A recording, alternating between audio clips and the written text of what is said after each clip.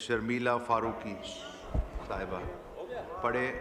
Sir thank you deputy speaker साहब। मैं calling attention लेने से पहले एक रिक्वेस्ट आपसे करना चाह रही हूँ, if you could bear with me for 2 minutes. Sir मेरी गुजारिश ये है कि क्वेश्चन आवर के दौरान अगर कोरम पॉइंट आउट हो जाता है और आप हाउस एडजर्न कर कॉलिंग अटेंशन पढ़े ना, इसको छोड़े नहीं आप। सर ये अहम बात है सर।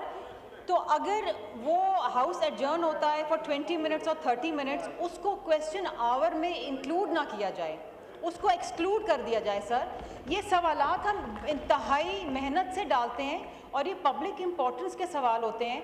अगर हाउस एडजर्न हो जाता है आधे घंटे 40 मिनट के लिए, फिर हाउस इन ऑर्डर आता है, फिर हाउस शुरू होता है, ये हमारा टाइम ज़ाया हो रहा है सर।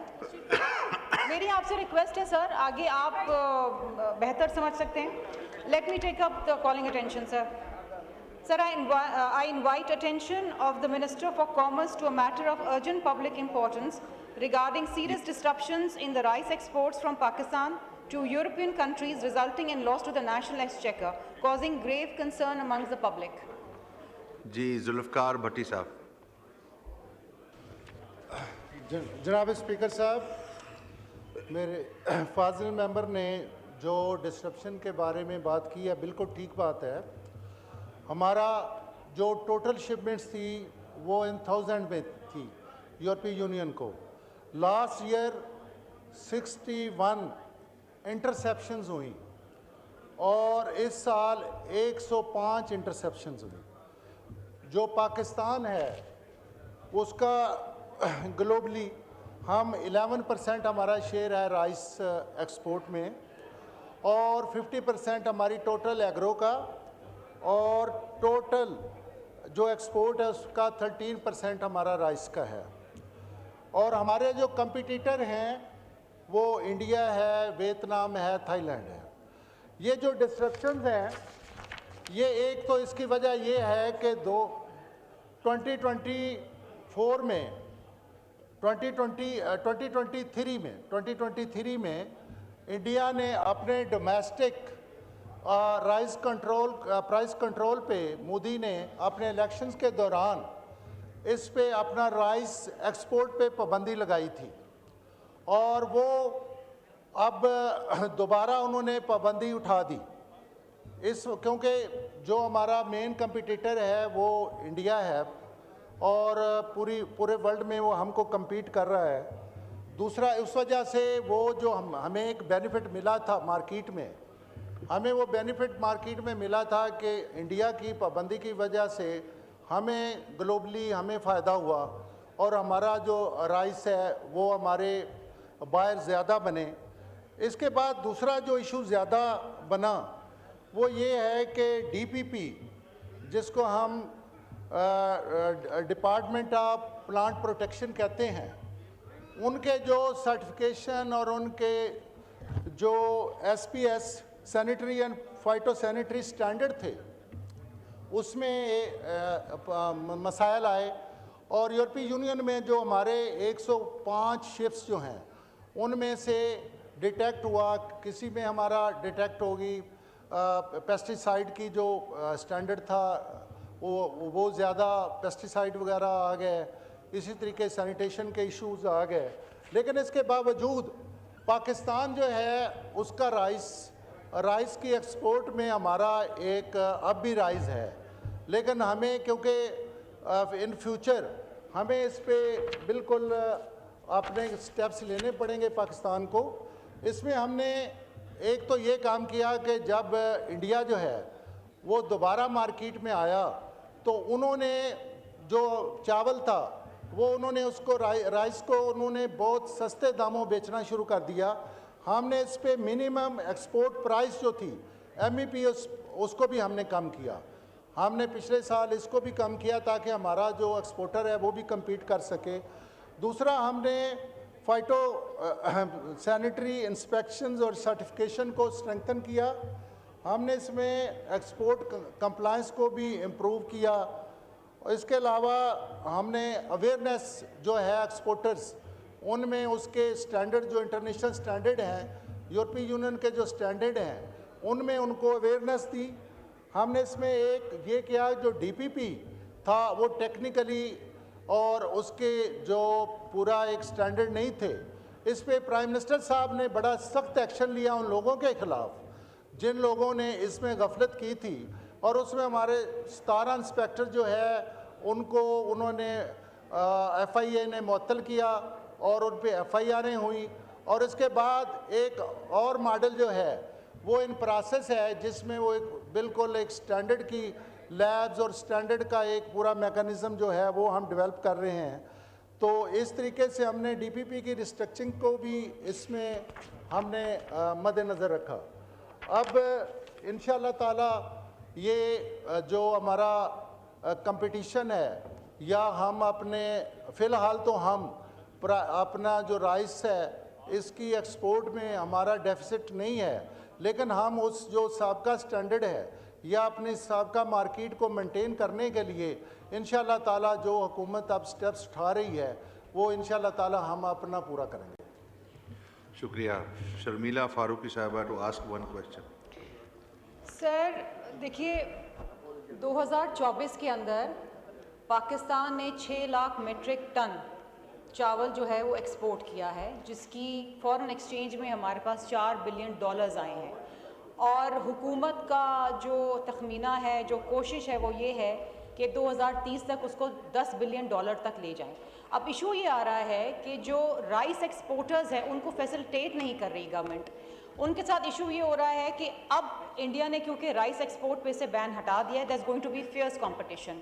क्या ये बता सकते हैं कि कोई मज़ीद अनटैप मार्केट्स को इन्होंने टच किया है, या जो एक्सपोर्टर्स को साइटो सैनिटरी सर्टिफिकेशन की इशुएंस के अंदर ताख़ीर मिलती है उसके हवाले से इन्होंने कोई इक़दाम उठाए हैं, या जो स्टेक होल्डर्स हैं उनके साथ बैठे हैं क्वालिटी स्टैंडर्ड्स को मेंटेन करने के लिए, उस पर कंप्लायंस को यकीनी बनाने के लिए कोई इक़दाम उठाएं? ये तो जेनरिक से सारे जवाब आ रहे हैं ना।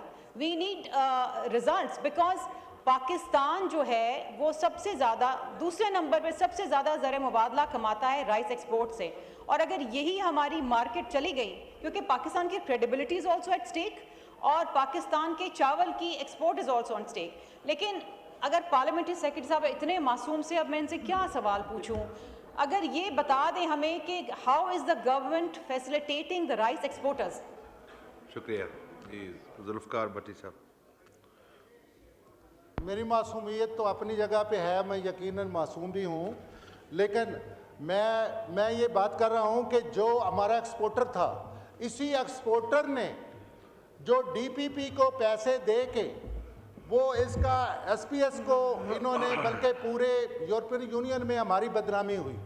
हमने रीप के साथ एक मुलाकात की है, हम एक्सपोर्टर्स को पूरी सहूलतें देने को तैयार हैं और हमारी ये अपनी पूरी कोशिश है, लेकिन हम ये नहीं कभी कर सकते कि हम जो DPP पैसे लेके वो गलत सर्टिफिकेट उन्होंने दिए जिसकी वजह से पूरी दुनिया में पाकिस्तान की बदनामी हुई। यूरोपीय यूनियन में हम ब्लैक में जाने को तैयार हो गए, पाकिस्तान का इतनी बदनामी हुई। तो मैं ये समझता हूँ कि आप मुझे ये बताएं, मेरा फाजिल मेंबर ये बताए कि कौन सी हमने एक्सपोर्टर पे कज़न लगाई, अगर उन पे उन्होंने गलत काम किया FIA में उनके खिलाफ FIR रही, उन्होंने ओवर रिएक्ट किया, उस ओवर रिएक्शन की वजह से DPP ने ओवर रिएक्ट किया कि वो स्टैंडर्ड को मेंटेन करने के लिए हम तो DPP के मुतबादल इसका एक मॉडल ला रहे हैं कि ताकि वो डिजिटली भी हो और उसके पूरा एक सिस्टम जो है उसका उसमें रैपिडनेस भी आए और उसका स्टैंडर्ड भी मेंटेन हो। तो इसका हम बिल्कुल इस पर काम कर रहे हैं। मेरा नहीं ख्याल कि हमने अपने एक्सपोर्टर को किसी किस्म का मायूस किया है। शुक्रिया। Mister Khurshid Ahmed Junejo to ask one question.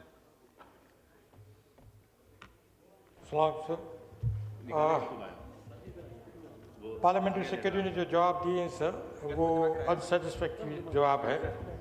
अब राइस जो एक्सपोर्ट होती है वो तकरीबन पाकिस्तान की जितने भी एक्सपोर्ट है टेक्सटाइल में उसमें नंबर 2 है, मगर इसको अभी तक इंडस्ट्रियल का दर्जा नहीं दिया गया है। और जबकि वो ज़र मुबादला जो है तकरीबन 4 बिलियन जो है लास्ट ईयर जो है वो कमाया था डॉलर्स में, और तकरीबन जो है 9 मिलियन टन्स जो है यहाँ से एक्सपोर्ट होता है। उसमें से 3 मिलियन टन्स जो है वो पंजाब के होते हैं, 6 मिलियन टन्स जो है होते हैं वो सिंध के होते हैं, जिसमें बासमती जो है वो पंजाब करता है, सिंध जो है एरी 6, एरी 9, एरी 8 और जो चाइना जो है वो करता है। ये शिपमेंट एक गई थी इटली के अंदर। अब वो शिपमेंट जब गई, वो पंजाब से गई, बासमती की वो एक शिपमेंट थी और उसमें जो है इंटरसेप्शन वहाँ पर हुआ। अब इंटरसेप्शन जो है वो होता रहता है, इट्स अ नॉर्मल थिंग। अब वो चाइना का भी होता है, इंडिया का भी होता है, थाईलैंड का भी होता है, बर्मा का भी होता है, ये होता रहता है। मगर वहाँ के जो हमारे एम्बेसडर साहब जो थे, उन्होंने यहाँ पर आके शिकायत कर दी पाकिस्तान में गवर्नमेंट में कि वहाँ पर जो है इसमें पेस्टिसाइड्स और ये इस्तेमाल होता है। अब वो पेस्टिसाइड जो भी है, ज़ाहिर है कि वो जो है ग्रोवर्स इस्तेमाल करता है। जो अमूमन एक्सपोर्टर्स होता है वो तो सिर्फ इसको हस्टिंग करके और इसकी जो है पॉलिशिंग करके वो एक्सपोर्ट करता है। अब इन लोगों ने कहा कि R&D में, अब R&D में इनके पास जो है तकरीबन 12 बिलियंस पड़े हुए हैं। अब वो 12 बिलियंस अभी तक वो लोगों ने अपने पास रखे हुए हैं। अब जो हमारा एक्सपोर्ट होता है चावल, उसमें से 0.25 जो है डॉलर्स जो होते हैं वो उसमें जमा होते हैं अपना ये इसमें E&D में। अब इन जो प्लांट प्रोटेक्शन की जो बात की हमारे पार्लियामेंट्री सेक्रेटरी ने, अब उसमें उनके पास स्टाफ नहीं है, उनके पास कंट्रोल अथॉरिटी नहीं है, वो कंट्रोल कोई चीज़ नहीं है। पैसे हैं मगर उनके पास कोई भी सिस्टम नहीं है। अब वो सिस्टम तो इनको पैदा करना चाहिए ना। जब ये पैदा नहीं करेंगे तो ज़ाहिर है ये चीज़ें जो आगे नहीं बढ़ेगी। और देखो कुछ ज़ाहिर है जब तक आप ग्रोवर्स तक नहीं जाएंगे, हम लोग एग्रीकल्चर कंट्री है, 37 मिलियन हेक्टेयर टन जो हमारी लैंड जो है वो इरिगेटेड होती है, मगर उसमें जो है कभी वहाँ पर एक्सपर्ट गए जाके उनको बताया कि भाई कितना आप लोगों को ये जो है DAP देना चाहिए, यूरिया देना चाहिए, सब 2 नंबर की आ रही है। अब ये सब चीज़ें जो है, जब आपके पास ये जो चावल है आप अगर सब मुँह में रखेंगे ना, मैं आपको गारंटी देता हूँ आपको वो जहर लगेगा। अब वो आप हम लोग एक्सपोर्ट करते हैं तो ज़ाहिर है उसमें ये मसले तो आएंगे ना, उस पर आपको यहाँ पर काम करना चाहिए, न कि हम लोग जो है बाहर पे काम करें। ठीक है जी। जुल्फ़कार भट्टी साहब। मेरे दोस्त ने जो बात की है बिल्कुल मैं इस पे एग्री हूँ। देखें, जो राइस की प्रोडक्शन है उसको में हमने क्वालिटी और स्टैंडर्ड को किसने मेंटेन करना है। देखें, मिनिस्ट्री ऑफ कॉमर्स जो है वो ना तो वो जाके सूबों में राइस को ग्रो करा सकती है, और दूसरा DPP जो है वो भी मिनिस्ट्री ऑफ कॉमर्स के अंडर नहीं है। वो आपकी मिनिस्ट्री जो है वो एग्रीकल्चर के अंडर है, हमारा जो फेडरल है। और इसमें मैं आपको बताऊं कि दूसरी चीज़ ये है कि सूबे जो हैं, मुझे बताएं कि पाकिस्तानियों को भी ये पेस्टिसाइड के बगैर राइस मिलने चाहिए कि नहीं, जैसे मेरे फाजिल मेंबर ने कहा है। मुझे बताएं कि प्रोविंसेस जो हैं उनके साथ कि हम कोऑपरेशन में हैं, लेकिन प्रोविंसेस इसमें क्या रोल अदा कर रहे हैं। मुझे ये बताएं कि सिंध में क्या कोई DPP या सर्टिफिकेशन या कोई ऐसा निज़ाम है। हम तो DPP, अगर उसने DPP ने काम नहीं किया तो उस पर हम उसके मुतबादल जो है एक पूरा सिस्टम जो है वो खड़ा कर रहे हैं, ताकि उनकी लैब्स भी हों, स्टाफ शॉर्टेज भी पूरी हो, टेक्निकल भी हो, डिजिटल भी हो, रैपिड भी हो, और फार्म से लेके उसकी ग्रो करने से लेके मार्केटिंग तक, उसकी शिपिंग तक, उसके स्टैंडर्ड को मेंटेन किया जाए। जो हमारी ड्यूटी है हम पूरी कर रहे हैं, लेकिन जो हमारे स्टेक होल्डर हैं, प्रोविंसेस भी हमारे स्टेक होल्डर हैं, इन्हें भी चाहिए कि वो भी अपनी ड्यूटी पूरी करें। पाकिस्तान के लोगों को भी जो है वो पेस्टिसाइड से फ्री राइस चाहिए, सिर्फ एक्सपोर्ट का नहीं चाहिए। मुझे कोई बता दे कि वहाँ पे अपने प्रोविंसेस के अपनी ड्यूटी कर रहे हैं।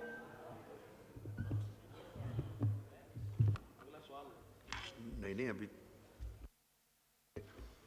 जी। मिर्ज़ा इख्तियार बेग साहब to ask 1 question.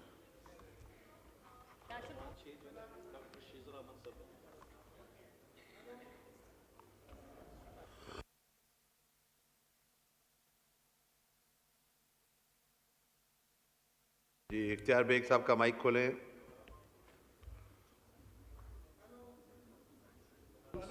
Ji hello, yes, thank you so much.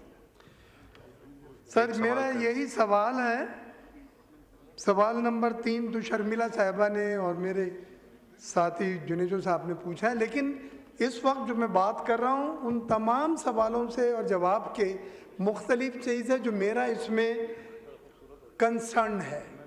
Concern ये है कि हमारे यहाँ मुसलसल क्रॉप एग्रीकल्चर की शॉर्टफॉल आ रही हैं। कॉटन की क्रॉप जो 13 मिलियन बेल पे पहुँच के 6 मिलियन बेल भी नहीं हो पा रही है इस साल, जबकि 2 साल पहले 13 मिलियन थी। राइस की भी इस बार क्रॉप अफेक्टेड है हमारी। सवाल यह है कि राइस की जो एक्सपोर्ट हो गई 2023 में और 4 बिलियन हमने कमा लिया, उसमें इंडिया को बहुत क्रेडिट जाता है कि उन्होंने बैंड लगाया था। उनके यहाँ क्रॉप शॉर्टफॉल थी तो वो नहीं चाहते थे कि ये एक्सपोर्ट हो और हमने वो इनकैश किया। मसला जो क्रॉप हमारी कोलैप्स हो रही है या कम हो रही है उसकी वजह कोई और चीज़ है, वो देखिए वो नज़र नहीं आ रही हमारी मैनेजमेंट को। वजह है एडल्ट्रेटेड सीड्स, जाली बीज जो हैं, पेस्टिसाइड्स एंड फर्टिलाइजर्स हैं। ये खुला बिजनेस चल रहा है अरबों रुपए का, जिसमें जाली बीज, जाली फर्टिलाइजर्स और जाली पेस्टिसाइड। सर मुझे सवाल सिर्फ कर लेने दें। सवाल ये है कि किसी स्टेज पे कोई चेकिंग नहीं होती, मासूम फार्मर खरीदता है इस उम्मीद से कि वो क्रॉप आएगी और फिर बाद में उसकी यील्ड भी तबाह हो जाती है, क्वालिटी भी तबाह हो जाती है। मेरी आपके फोरम से ये रिक्वेस्ट है कि कोई ऐसी मॉनिटरिंग मैनेजमेंट बनाई जाए एडमिनिस्ट्रेटिव जो सज़ा दें। आप फाइन करते हैं, वो आदमी वो पे करके दोबारा आ जाता है। ऐसे आदमी को सख्त सजाएं हों जो जाली बीज, ठीक है, जाली अद्वियात। आ गया सवाल आ गया आपका। जी भट्टी साहब। देखें, मैं डॉक्टर साहब ने जो बातें की बिल्कुल 100% सही हैं जनाब स्पीकर साहब। हम भी ये चाह रहे हैं कि जो दूसरे स्टेक होल्डर हैं, ministry of food security and research के अंडर ये जो इन्होंने जिक्र किया है, इन्होंने पेस्टिसाइड का जिक्र किया है, इन्होंने सीड का जिक्र किया है, दूसरी चीज़ों का जिक्र किया है, वो मिनिस्ट्री ऑफ कॉमर्स के अंडर नहीं आते। तो मैं जनाब स्पीकर आपसे रिक्वेस्ट करूंगा कि आप अगर एक ऐसी कमेटी बना दें जिसमें, क्योंकि जो कॉमर्स है वो एक दुकानदार है, हम शॉप से हमारी, हमने तो जो चीज़ हमें मिलनी है वो हमने बेचनी है। उसमें बेशक वो एग्रीकल्चर से आए, एग्रो आए, नॉन एग्रो आए, टेक्सटाइल आए, आप एक कमेटी बना दें, क्योंकि ये इसमें सारे जो स्टेक होल्डर हैं, प्रोविंसेस भी हैं, इसमें ministry of food security and research भी है, इंडस्ट्री भी है, ये सारे इसमें एक बैठे और इस कमेटी में, और इसको वो हम तो अपनी कोऑर्डिनेशन करते हैं, लेकिन इन स्टैंडर्ड को मेंटेन करना वो अकेला कांग्रेस के बस का बात नहीं है। जी रमेश लाल साहब टू आस्क वन क्वेश्चन।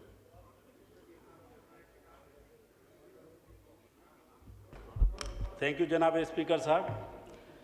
मेरी गुजारिश हमारे ऑनरेबल भट्टी साहब, पार्लियामानी सेक्रेटरी भट्टी साहब से है, वो हमारा भाई है, पर बात ये है हमारे एग्रीकल्चर पाकिस्तान में जो खास करके पंजाब हो या सिंध हो, राइस और गंदम का है, पर राइस का ये दूसरे तीसरे साल से पॉलिसी न होने की वजह से जनाब स्पीकर साहब इतना एग्रीकल्चर जो ज़मींदार हैं और दूसरा राइस मिलर हैं, एक्सपोर्ट जो जैसे मेरे भाई ने कहा अलर्ट कहते हैं, अलर्ट का ये हाल है, हमारा है 72, चाइना का पता नहीं कंफर्म नहीं है, इंडिया का 328 है। तो मुख्तलिफ, क्योंकि हमारे जो एक्सपोर्टर हैं उनको मुख्तलिफ हमारी FIA हो या दूसरी जो है डिपार्टमेंट, खास करके मैं कहूँगा कॉमर्स मिनिस्ट्री की पॉलिसी होनी चाहिए, कम से कम एग्रीकल्चर को। अभी देखें ना, दूसरे साल से हम राइस मिलर या जो ज़मींदार हैं बड़ा नुकसान हो रहा है। जो रेट 3000 रुपया था वो अभी 2500 रुपया, 500 रुपया फी मन पे नुकसान, काश्तकार भी तबाह हो रहा है और जो लैंडलॉर्ड है ज़मींदार वो भी तबाह हो रहा है।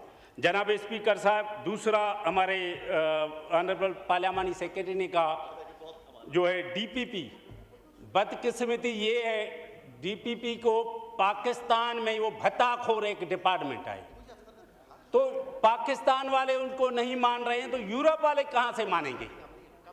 जैसे मैं आपको मिसाल दे रहा हूँ, इधर पीटीआई के दौर में पीआईए को मिनिस्टर सरवर खान ने जो बदनाम किया था। सवाल करें ना जरा जो कॉलिंग अटेंशन है उसको पीआईए का क्या वास्ता, आप एक सवाल करें। जैसे पीआई को बदनाम किया गया था, ऐसे डीपीपी डिपार्टमेंट भी ऐसा है। मेरी गुजारिश ये है जनाब स्पीकर साहब, गवर्नमेंट पॉलिसी दे, खास करके एक्सपोर्टरों को और राइस मिलरों को जो बाहर रेट सही मिले तो कम से कम एग्रीकल्चर वो धान करेंगे, नहीं तो इसकी वजह से, पॉलिसी की वजह से आइंदा कोई राइस और गंदम जो है ना काश्तकार ही नहीं करेगा, ये मुल्क के लिए नुकसान करे। Thank you. ठीक है, शुक्रिया। भट्टी साहब।